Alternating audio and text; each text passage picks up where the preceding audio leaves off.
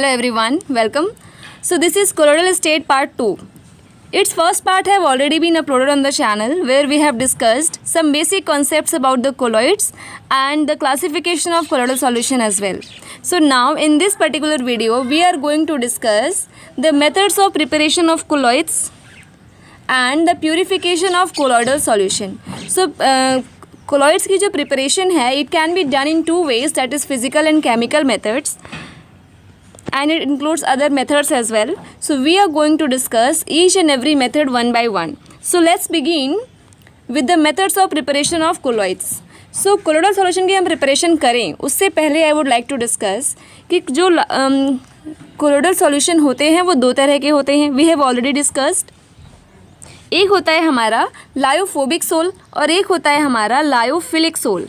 ठीक है, lyophilic sol. तो जो लायोफिलिक होता है इसके बारे में हमें क्या पता है कि ये होते हैं सॉल्वेंट लविंग. फिलिक ये होते हैं सॉल्वेंट लविंग. सॉल्वेंट लविंग का मतलब है कि इसमें जो डिस्पर्स्ड फेज और डिस्पर्जन मीडियम है उनके बीच में एफिनिटी इतनी अच्छी होती है कि इनको किसी तीसरे एजेंट की ज़रूरत नहीं होती है. इनका जो मिक्सिंग नॉर्मल हम मिक्सिंग करके डिस्पर्स्ड फेज और डिस्पर्जन मीडियम को हम लायोफिलिक सोल बना सकते हैं. तो इसके लिए हमें किसी एक्सटर्नल एजेंट एक्सटर्नल एनर्जी की रिक्वायरमेंट नहीं होती है. तो अगर लायोफिलिक सोल्स की बात करें तो लायोफिलिक सोल्स को हम प्रिपेयर कर सकते हैं बिना किसी एक्सटर्नल एजेंट के, सिर्फ और सिर्फ डिस्पर्स्ड फेज और डिस्पर्जन मीडियम को आपस में मिक्स करने से ही हम लायोफिलिक सोल्स को प्रिपेयर कर सकते हैं. लेकिन when it's come to lyophobic sols, तो जो लायोफोबिक सोल्स होते हैं तो लायोफोबिक यानी कि ये होते हैं सॉल्वेंट हेटिंग सॉल्वेंट रेपलिंग. इनमें लायोफोबिक सोल्स जो होते हैं इनमें डिस्पर्स्ड फेज और डिस्पर्जन मीडियम इनके बीच में जो एफिनिटी होती है वो बहुत ही कम होती है, या आप कह सकते हो ना के बराबर होती है, एफिनिटी ज़ीरो होती है. तो जो इसमें डिस्पर्स्ड फेज और डिस्पर्जन मीडियम है ये आपस में कंबाइन कभी नहीं करेंगे जब तक कि इनके ऊपर कोई तीसरा एक्सटर्नल एलिमेंट हम यहाँ पे लाएं जो इन दोनों को आपस में मिक्स करे. तो इनकी प्रिपरेशन के लिए हमें एक एक्सटर्नल एजेंट की ज़रूरत होती है, और जब हमें एक्सटर्नल एजेंट की ज़रूरत होगी तभी हमें ज़रूरत होगी किसी ऐसे प्रोसेस की जिस प्रोसेस से हम कोलोइडल सॉल्यूशन को बना सकें. तो लायोफोबिक सोल्स को बनाने के लिए हमारे पास दो मेथड्स हैं. एक तो हमारा है फिज़िकल मेथड और एक है हमारा chemical method. Physical method includes the Bredig arcs method, ठीक है, और एक है हमारा पेप्टाइजेशन प्रोसेस जिससे कि हम लायोफोबिक सोल्स को बना सकते हैं. ठीक है. Chemical methods includes the double decomposition, oxidation, reduction और भी बहुत सारे प्रोसेस होते हैं. So now we are going to discuss these methods one by one. I hope all the things are clear to you all till now. तो colloidal solution की preparation में we know lyophilic sols को तो हम आसानी से बना सकते हैं only by the mixing. Dispersed phase और डिस्पर्जन मीडियम को हमने आपस में मिक्स किया और हमारा लायोफिलिक सोल्स प्रिपेयर हो जाता है. जैसे कि एग्जांपल ले लेते हैं, जैसे कि colloidal solution of starch, gum, gelatin and या फिर एग का एल्ब्यूमिन, ये जो है ना ये जो सब्सटेंसेस हैं इनको सिर्फ आप हॉट वाटर में मिला दो, ये हमारा कोलोइडल सॉल्यूशन रेडी हो जाता है. हमें इसमें एक्सटर्नल एजेंट की ज़रूरत नहीं होती है. जो colloidal solution of cellulose nitrate है इसको भी हम पा सकते हैं, इसको हम ऑब्टेन कर सकते हैं इसे अल्कोहल में डिज़ोल्व करके. ठीक है. तो this is about the lyophilic sols जिनकी प्रिपरेशन हम नॉर्मली डिस्पर्स्ड फेज और डिस्पर्जन मीडियम को आपस में मिक्स करके कर सकते हैं. लेकिन लायोफोबिक सोल्स इनको प्रिपेयर करने के लिए हमें कुछ न कुछ फिज़िकल या केमिकल मेथड्स की ज़रूरत पड़ती है और एक थर्ड एजेंट की ज़रूरत पड़ती है जो इनको आपस में कंबाइन कर सके. तो let's begin with the physical methods. तो फिज़िकल मेथड में हम सबसे पहले डिस्कस करने वाले हैं ब्रेडिग-आर्क्स मेथड. ठीक है. तो Bredig arcs method I would clear to you. पहले एक इसे डिस्कस कर लेते हैं. तो ब्रेडिग-आर्क्स मेथड का ना सेटअप देख लेते हैं पहले. तो ब्रेडिग-आर्क्स मेथड को करने के लिए सबसे पहले तो ये जान लेते हैं कि हम इसे यूज़ क्यों करते हैं. तो ब्रेडिग-आर्क्स मेथड को हम यूज़ करते हैं ऐसे मेटल्स जिनका हमें सोल बनाना हो, जो नोबल मेटल्स होते हैं उनका सोल बनाने के लिए हम यूज़ करते हैं ब्रेडिग-आर्क मेथड. जैसे कि गोल्ड हो गया, सिल्वर हो गया या फिर प्लैटिनम. अब क्या अगर हमें गोल्ड का सोल बनाना हो एक कोलोइडल सॉल्यूशन बनाना हो तो क्या ऐसा कर सकते हैं कि गोल्ड को लिया और फिर वाटर में उसे मिलाया और हमारा सोल बन गया? It is not possible, never. So that is why to prepare the solution of gold and water, gold का सोल बनाने के लिए या सिल्वर का या प्लैटिनम का, ऐसे मेटल्स का सोल बनाने के लिए हम यूज़ करते हैं ब्रेडिग आर्क्स मेथड. तो let's begin with the setup of Bredig arcs method कि इस मेथड को हम यूज़ कैसे करते हैं. तो इसमें जो हम अपैरेटस यूज़ करते हैं, सबसे पहले देखते हैं. ये हमारा एक हो गया बड़ा सा कंटेनर और उसी में हम एक रखते हैं छोटा सा कंटेनर. इस बड़े वाले कंटेनर में इसमें भरा होता है आइस, ठीक है, and this is known as ice bath, ठीक है. ये होता है, इसमें पूरा आइस भरा होता है. ये जो हमारा छोटा वाला कंटेनर है, इस कंटेनर में भरा होता है हॉट वाटर, गर्म पानी. अब हमें जिस भी मेटल का सोल बनाना है, हमें क्या करना होता है, उस ही मेटल का इलेक्ट्रोड लेना होता है. अगर मान लो हमें गोल्ड का सोल बनाना है तो हम क्या करेंगे, 2 इलेक्ट्रोड्स लेंगे गोल्ड के, ठीक है. ये 2 इलेक्ट्रोड्स मान लो हमने गोल्ड के ले लिए. अब हमें इनको इलेक्ट्रिसिटी भी प्रोवाइड करवानी होती है, तो हमने प्रोवाइड करवा दी इनको इलेक्ट्रिसिटी, ठीक है. Is it clear to everyone यहाँ तक? अब जब हम इनको इलेक्ट्रिसिटी यहाँ से पास करवाएंगे तो क्या होता है कि ये जो 2 हमारे इलेक्ट्रोड्स हैं, इनके बीच में आर्क का फॉर्मेशन होता है. आर्क यानी कि आप कह सकते हो चिंगारी का फॉर्मेशन होता है. टेम्परेचर यहाँ पे बहुत ही ज़्यादा हाई होता है.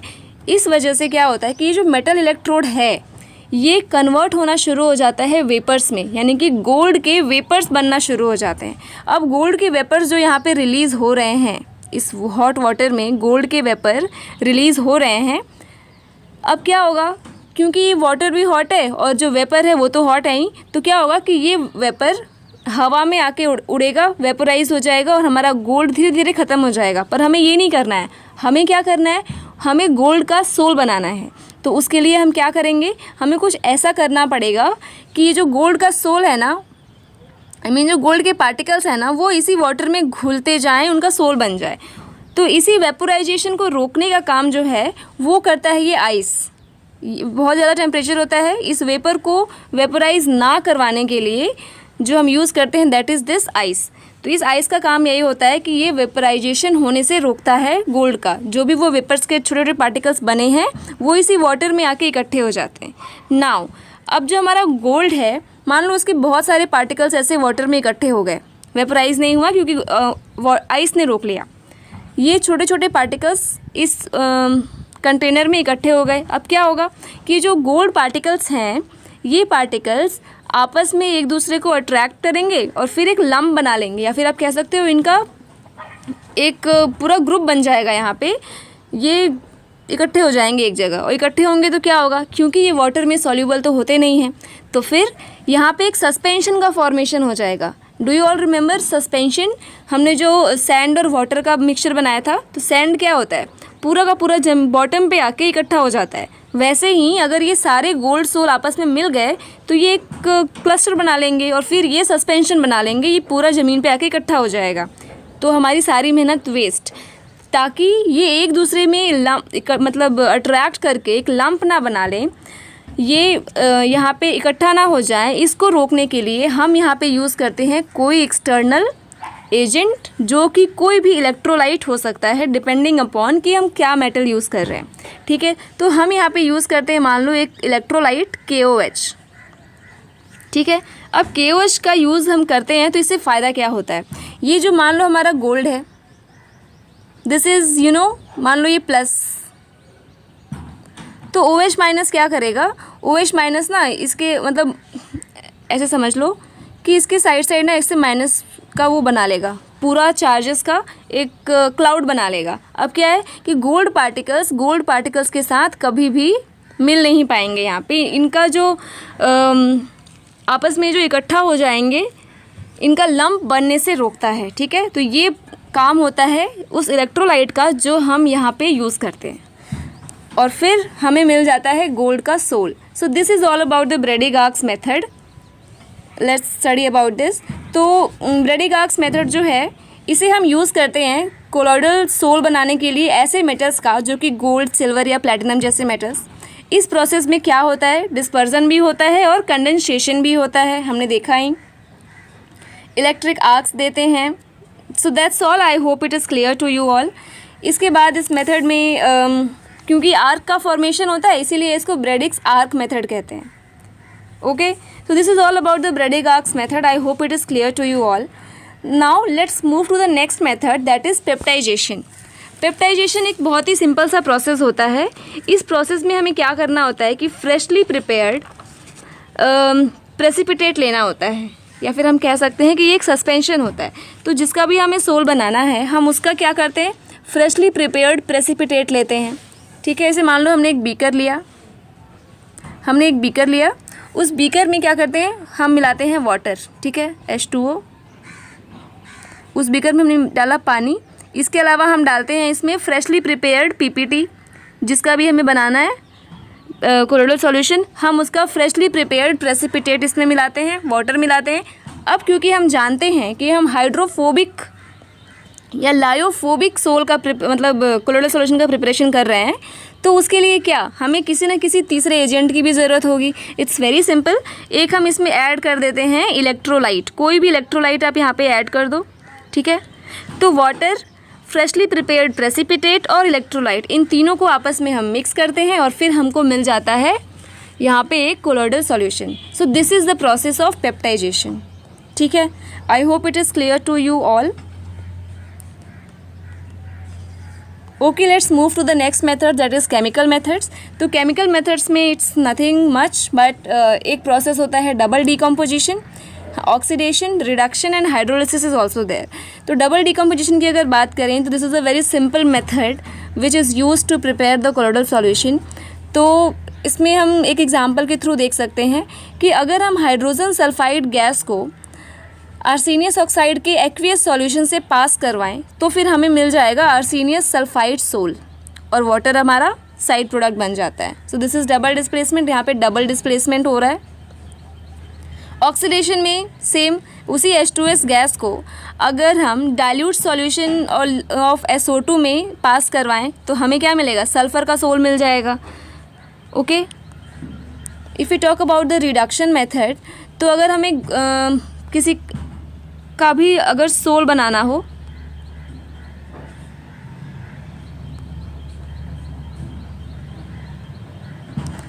तो फिर on reducing gold chloride solution by a strong reducing agent like stannous chloride या फिर टैनिक एसिड, एक violet colloidal solution of gold का यहाँ पे फॉर्मेशन हो जाता है. तो कोलोइडल सॉल्यूशन ऑफ गोल्ड के फॉर्मेशन के लिए भी we use the reduction process. और यहाँ पे हम हाइड्रोलिसिस भी यूज़ करते हैं. अगर हम dilute aqueous solution of ferric chloride boiling water में ड्रॉप वाइज डालें तो फिर हमें एक फेरिक हाइड्रोक्साइड सोल मिल जाता है. ठीक है, this is all about the process of preparation. अब क्या है कि हमने हाइड्रोफोबिक सोल्स की या फिर लायोफोबिक सोल्स की प्रिपरेशन की, तो उसमें हमने क्या किया है, एक एक्स्ट्रा एजेंट मिलाया है इन फॉर्म ऑफ इलेक्ट्रोलाइट्स. हमने इलेक्ट्रोलाइट्स ऐड किए हैं. इलेक्ट्रोलाइट्स का काम क्या है कि वो उन दो अलग अलग पार्टिकल्स या फिर डिस्पर्स्ड फेज और डिस्पर्जन मीडियम जो आपस में एक दूसरे से मिल नहीं सकते हैं, उनको मिलाने का काम करता है हमारा यहाँ पे इलेक्ट्रोलाइट. अब ये इलेक्ट्रोलाइट जो वहाँ पे जितना काम किया वो तो ठीक है, पर जितना यूज़ नहीं हुआ, एक्स्ट्रा इलेक्ट्रोलाइट जो वहाँ पे बच गया, वही इलेक्ट्रोलाइट होता है हमारी इम्प्योरिटीज़. तो उन्हीं इम्प्योरिटीज़ को हमें क्या करना है, अब हमें करना है प्योरीफाई. तो अब हम पढ़ेंगे प्यूरिफिकेशन ऑफ कोलॉइड्स. अगर हम बात करें कि व्हाट इज़ प्यूरिफिकेशन, तो प्यूरिफिकेशन एक ऐसा प्रोसेस होता है in which it is the process of reducing the impurities to the minimum desired level. Impurities को सबसे कम लेवल पे रिड्यूस करना ही प्यूरिफिकेशन कहलाता है.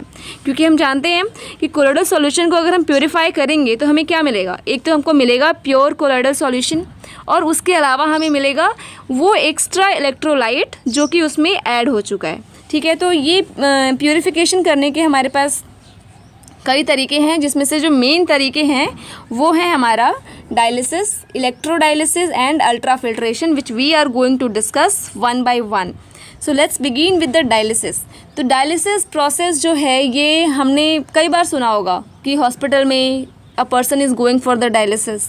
तो ये डायलिसिस क्या है, क्योंकि जो हमारा ब्लड है ना, वो ब्लड भी एक कोलोइडल सॉल्यूशन ही है. ठीक है, और इसी की प्यूरिफिकेशन के लिए हम यूज़ करते हैं dialysis in the medical process. तो let's begin with the dialysis. तो ये एक ऐसा प्रोसेस है, this is the process of separating the particles of colloids from those of crystalloids. Colloids के पार्टिकल्स को क्रिस्टलॉइड के पार्टिकल्स से सेपरेट करने की प्रोसेस को ही हम कहते हैं डायलिसिस, और इसमें यूज़ होता है डिफ्यूज़न ऑफ द मिक्सचर, और हम यूज़ करते हैं पर्चमेंट पेपर या फिर एनिमल मेम्ब्रेन। सबसे अच्छी बात तो ये है कि इससे हम डायलिसिस प्रोसेस से हम कर सकते हैं किसी का भी प्यूरिफिकेशन, यानी किसी भी कोलोइडल सॉल्यूशन का हम प्यूरिफिकेशन कर सकते हैं।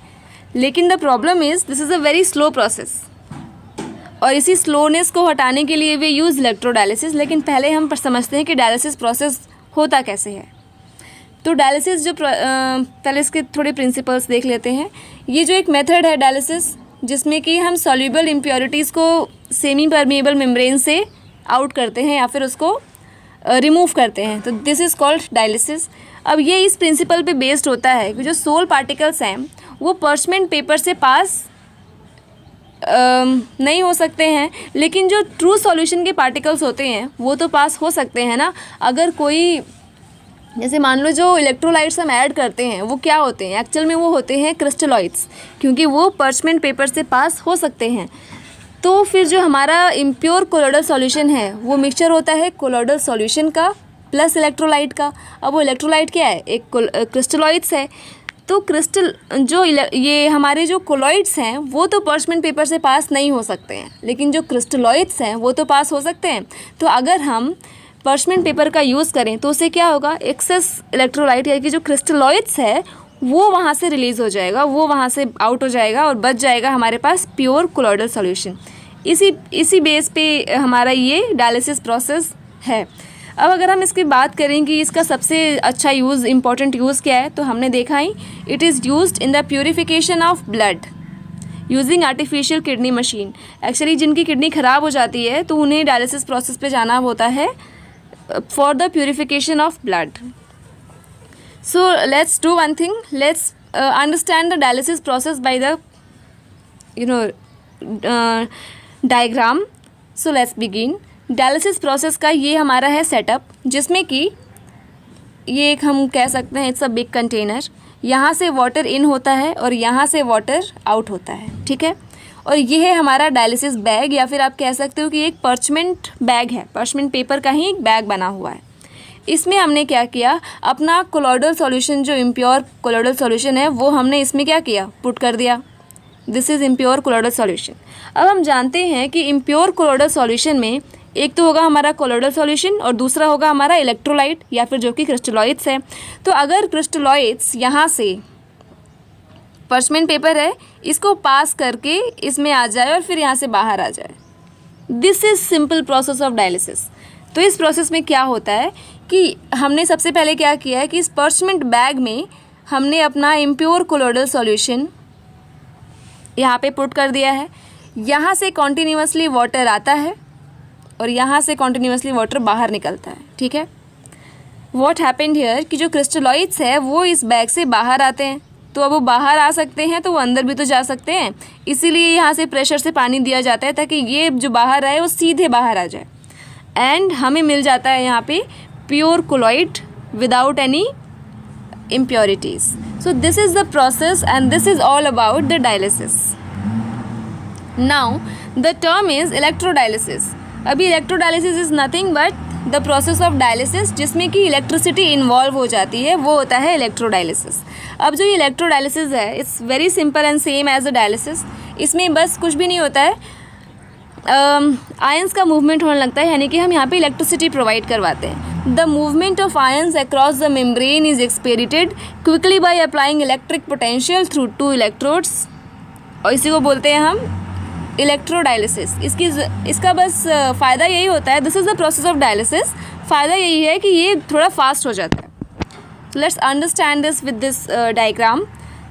सब कुछ डायलिसिस की तरह ही होता है, सारा सेटअप, ठीक है। ये हमारा बड़ा सा कंटेनर, यहाँ से पानी इन होता है और यहाँ से वाटर आउट होता है, ठीक है। ये हमारा पर्चमेंट बैग है और यहाँ से हमने क्या किया, इसमें अपना इम्प्योर कोलॉइडल सॉल्यूशन ऐड कर दिया। अब हमारे पास हम क्या करते हैं, 2 इलेक्ट्रोड्स लेते हैं और यहाँ पे हमने क्या किया, इलेक्ट्रिसिटी प्रोवाइड करवा दिया, जिसकी वजह से process is same of dialysis, लेकिन इस इलेक्ट्रोड्स की वजह से क्या होता है, ये जो प्रोसेस है फास्ट हो जाते हैं क्योंकि यहाँ पे अब आयंस का मूवमेंट होने लगता है. सो this is all about the electrodialysis and the process of purification of colloids is also over here. Now that's all for this video. Now we'll meet in the next video with the properties of colloids. So that's all for this. Thank you very much.